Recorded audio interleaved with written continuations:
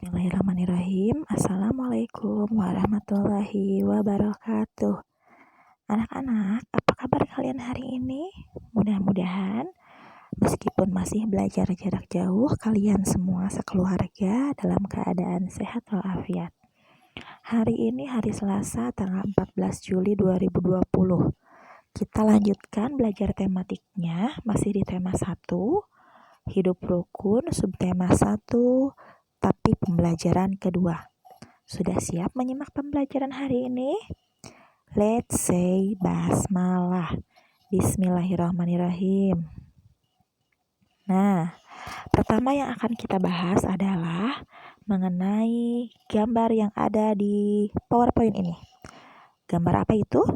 Ya, gambar burung Garuda yang disebut dengan lambang negara Indonesia. Pada gambar tersebut terdapat 5 buah gambar. Ada kepala banteng, ada bintang, ada pohon beringin, ada padi dan kapas, dan ada juga rantai. Dengan gambar lambang Garudanya itu memegang tulisan yang berupa semboyan negara kita, yaitu Bhinneka Tunggal Ika. Pernahkah kalian mendengar pembacaan Pancasila pada hari Senin? Yang bunyinya itu ada 5 sila. Sila pertama yaitu, sila pertama memiliki lambang berupa bintang. Yang bunyinya yaitu ketuhanan yang Maha Esa. Pancasila ini memiliki nilai-nilai yang dapat diterapkan di dalam kehidupan sehari-hari. Khusus untuk lambang pertama, lambang sila ke-1 berupa gambar bintang, nilai-nilai yang dapat diterapkan dalam kehidupan sehari-hari adalah: pertama, mempercayai adanya Tuhan yang Maha Esa. Apakah kalian percaya bahwa Tuhan itu ada? Harus, karena itu adalah salah satu bukti bahwa kita beriman kepada Tuhan. Kenapa Tuhan itu ada? Tentu Tuhan ada karena yang diciptakannya juga ada. Salah satunya adalah kita sebagai manusia. Yang kedua yaitu memeluk suatu agama tertentu. Dengan percayanya adanya Tuhan, maka manusia itu wajib untuk memeluk suatu agama. Agama yang ada di negara kita itu yang diakui itu ada 5. Ada Islam, Kristen Katolik, Kristen Protestan, Hindu, Buddha, dan Konghucu. Selanjutnya, nilai yang dapat diterapkan menurut sila pertama yaitu menjalankan ibadah sesuai perintah agama. Jika kita sudah percaya adanya Tuhan, kita sudah memeluk agama, kewajiban selanjutnya yaitu kita harus menjalankan ibadah sesuai perintah agama kita masing-masing. Kalau di dalam agama Islam, kita harus melaksanakan sholat 5 waktu. Sudahkah kalian melaksanakan sholat 5 waktu? Ayo, ajak orang tuanya untuk memberi contoh melaksanakan ibadah dengan taat. Next, yang terakhir yaitu toleransi. Karena agama di Indonesia itu cukup banyak, kita harus bisa menghargai teman yang memeluk agama apapun. Meskipun teman kita berbeda agamanya dengan kita, tapi kita punya Pancasila. Kita punya sila ke-1, ketuhanan yang Maha Esa. Bahwa semua masyarakat Indonesia itu wajib memeluk agama, namun agamanya diberi kebebasan akan memeluk agama apa. Nah, tugas kita adalah kita harus memiliki sikap toleransi, menghargai teman yang memeluk agama apapun. Sila ke-1 sudah ya, ingat sila ke-1 itu ketuhanan yang Maha Esa. Lambangnya adalah bintang. Next, lambang sila kedua. Ada yang tahu bagaimana bunyi sila kedua? Tadi ke-1 ketuhanan yang Maha Esa. 2, kemanusiaan yang adil dan beradab. Lambangnya itu adalah rantai kemanusiaan yang adil dan beradab. Nah, apa saja nilai-nilai yang dapat kita terapkan dalam kehidupan sehari-hari berdasarkan sila kedua ini? Kalau tadi kan sila ke-1 berkaitan tentang keagamaan. Nah, kalau sila kedua berkaitan dengan apa ya? Kita simak. Pertama, kita harus bisa menghormati hak orang lain. Hak orang lain untuk belajar, hak orang lain untuk beristirahat. Ketika kalian di dalam kelas, bukti bahwa kalian menghormati hak orang lain adalah kalian tidak menciptakan keributan di dalam kelas ketika ibu guru menyampaikan materi.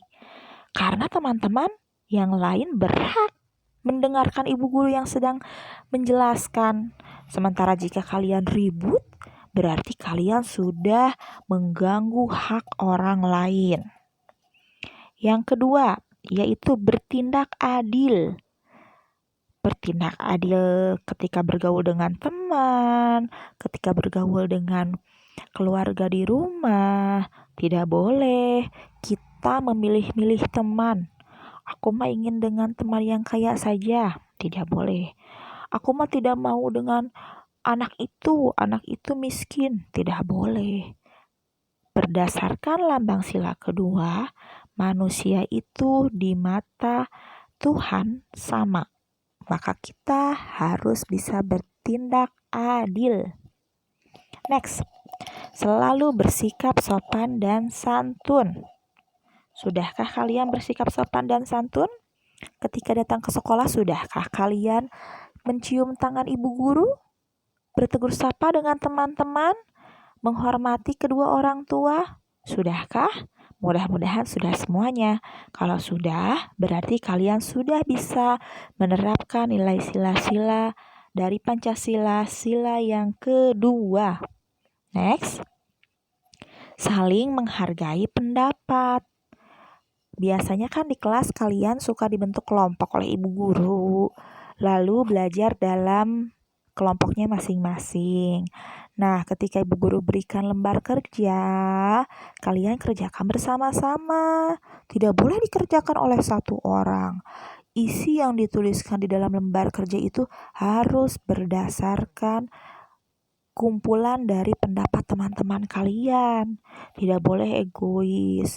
Harus berdasarkan pemikiran bersama. Artinya kalian harus bisa menghargai pendapat orang lain. Tidak boleh hoyong sagala kumaha nyaliranya. Next, hari ini kita cukupkan pembahasan mengenai nilai-nilai dalam Pancasila untuk sila kedua dan sila ke-1 saja. Sila selanjutnya kita hanya bahas lambang dan bunyinya saja. Next, sila ketiga. Nah, lambang sila ketiga apa ya? Tadi sudah ada bintang, rantai. Lambang sila ketiga itu adalah pohon beringin. Pohon yang sangat kuat, besar, kuat, lebat. Apa bunyi dari sila ketiga? Persatuan Indonesia. Lalu sila keempat. Apa lambang sila keempat? Nah, kepala apa ini? Kepala banteng. Lambang sila keempat bunyinya yaitu kerakyatan yang dipimpin oleh hikmat kebijaksanaan dalam permusyawaratan perwakilan. Terakhir yaitu padi dan kapas. Bunyi sila kelima adalah keadilan sosial bagi seluruh rakyat Indonesia. Nah, dari banyak sila-sila di dalam Pancasila itu menggambarkan bahwa Indonesia itu sangat kaya, teman-teman. Namun, dengan kekayaan tersebut tidak membuat masyarakat Indonesia menjadi tinggi hati, menjadi besar kepala. Tinggi hati, besar kepala, itu adalah contoh-contoh ungkapan. Ingat, ungkapan, yaitu gabungan kata yang memiliki arti berbeda dari kata asalnya. Ya, pelajaran kemarin, ingat-ingat.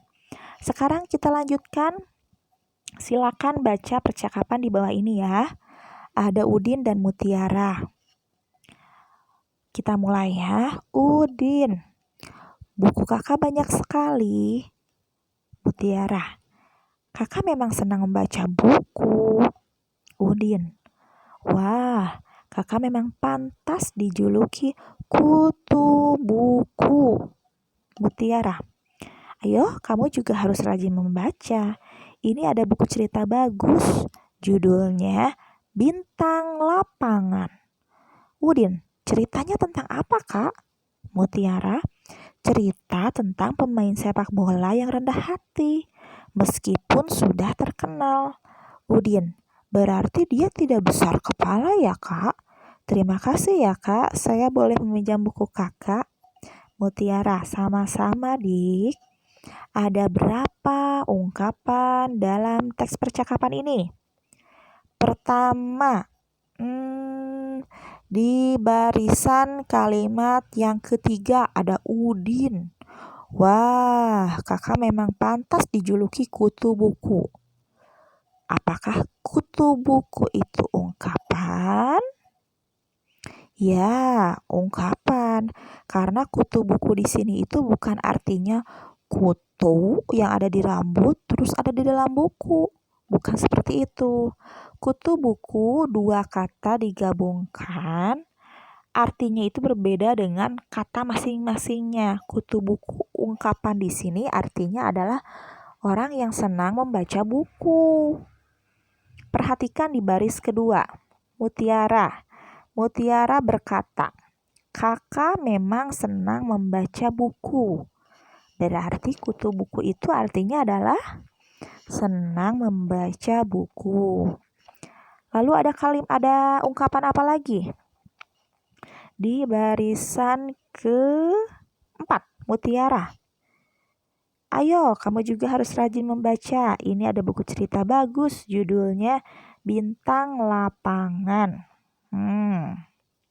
Tadi kutu buku sudah, senang baca buku. Kedua itu bintang lapangan. Apa bintang lapangan itu? Artinya bintang lapangan adalah pemain terbaik. Selain kutu buku dan bintang lapangan, ungkapan yang ada pada teks itu adalah rendah hati. Artinya tidak sombong. Dan terakhir ada besar kepala. Sebaliknya dari rendah hati. Bukan kepalanya yang besar, tapi maksudnya besar kepala di sini adalah ungkapan yang artinya adalah sombong. Nah, next. Tadi kan ada kata ungkapan bintang lapangan yang jago main di lapangan, pemain terbaik. Nah, sekarang biar kalian bisa menjadi pemain bintang lapangan juga, pemain terbaik. Sekarang, biar kalian tidak bosan, silakan kalian tirukan gerakan hewan-hewan ini di rumah ya, peragakan. Nah, pertama, tirukan gerakan kucing. Bagaimana kucing berlari, bagaimana kucing berjalan, bagaimana kucing meloncat, silakan tirukan. Setelah menirukan gerakan kucing, kalian tirukan gerakan ini, wek-wek bebek. Gerakan bagaimana bebek berjalan. Bebek berjalan agak cepat sambil guyat-geyot. Nah, gerakan-gerakan itu bisa melatih kemampuan otot-otot kalian. Oke, selamat mengikuti gerakan-gerakan ini. Silahkan lanjutkan kerjakan soal yang ada di buku tema dengan bimbingan orang tua masing-masing. Terima kasih. Assalamualaikum warahmatullahi wabarakatuh.